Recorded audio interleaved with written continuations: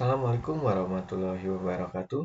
Selamat pagi, siang, sore, dan malam kepada Mas Sony ataupun rekan-rekan dan siapapun yang menonton video ini.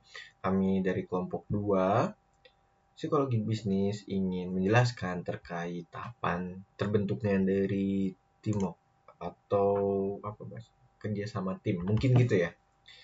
Nah, pertama-tama di sini ada perkenalan terlebih dahulu ya, yaitu saya Muhammad Aredikal Haris, lalu ada Mariska Chelsea, ada Naura, ada Octavia, Santi, dan Cecilia.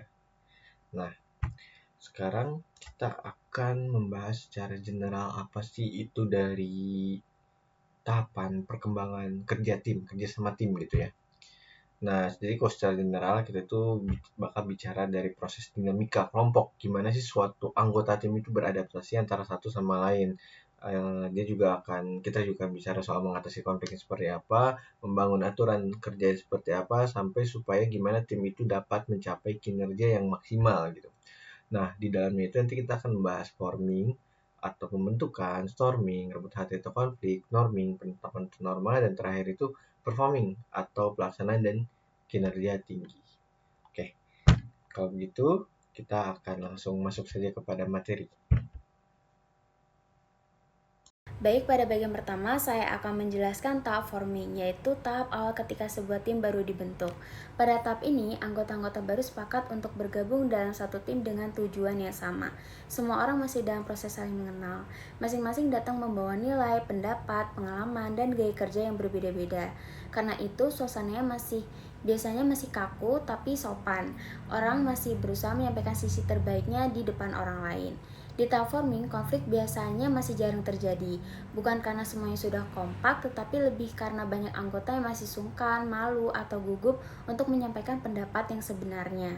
Hubungan antar anggota pun belum terlalu dekat sehingga komunikasi masih terbatas. Selain itu, peran pemimpin juga sering belum terlihat jelas. Siapa yang benar-benar memimpin, bagaimana cara mengambil keputusan, semua itu masih dalam proses pencarian. Kecuali jika dari awal itu sudah ada pemimpin yang ditunjuk secara resmi. Jadi bisa disimpulkan bahwa pada tahap forming adalah tahap perkenalan dan penjajakan di mana tim baru mulai terbentuk, anggota saling mengenal, dan dasar kerjasama yang mulai dibangun sebelum nantinya tim masuk ke tahap-tahap berikutnya. Ini tahap di mana mulai muncul konflik. Yang pertama itu ada kekacauan mulai timbul di dalam tim, beda pendapat, tarik-menarik kepentingan. Kedua ada pemimpin yang sudah dipilih mulai dipertanyakan atau kemampuan dan keputusannya. Selanjutnya ada anggota tidak ragu mengganti pemimpin yang dianggap tidak mampu. Yang keempat ada muncul faksi atau kelompok kecil di dalam tim. Itu terjadi pertentangan dan kelima ada komunikasi berkurang, yaitu karena setiap orang bersikeras dengan pendapatnya sendiri. Kemudian kita masuk ke dalam tahap perkembangan yang ketiga, yaitu norming. Jadi norming di sini adalah tahapan ketika individu-individu dan subgrup yang ada di dalam tim mulai merasakan keuntungan bekerja sama dan berjuang untuk menghindari tim tersebut dari kehancuran atau kebubaran. Karena semangat kerjasama pada tahapan ketiga ini sudah mulai timbul. Setiap anggota tim itu mulai merasa bebas untuk mengungkapkan perasaan dan pendapatnya kepada seluruh anggota tim. Nah, selanjutnya kita masuk ke tahap keempat, di mana ini tuh tahap terakhir, yaitu namanya tahap performing. Ini tuh adalah tahap paling matang dalam pembentukan suatu tim.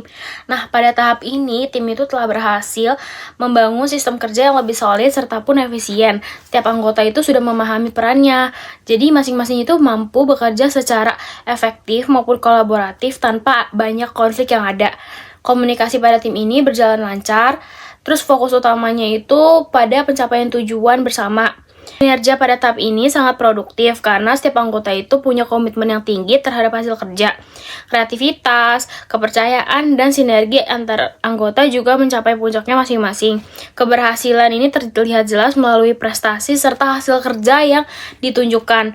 Nah, ini tuh menandakan bahwa tim itu telah melewati beberapa proses. Yang pertama itu proses pembentukan, yang kedua proses konflik, yang ketiga itu proses penyesuaian dengan baik.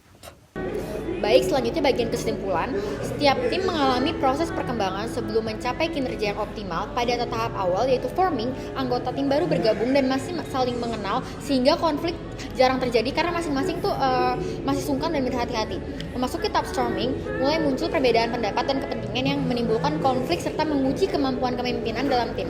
Setelah melewati masa konflik, tim memasuki tahap norming di mana anggota mulai menemukan ritme kerja, membangun kepercayaan, serta menetapkan aturan norma bersama.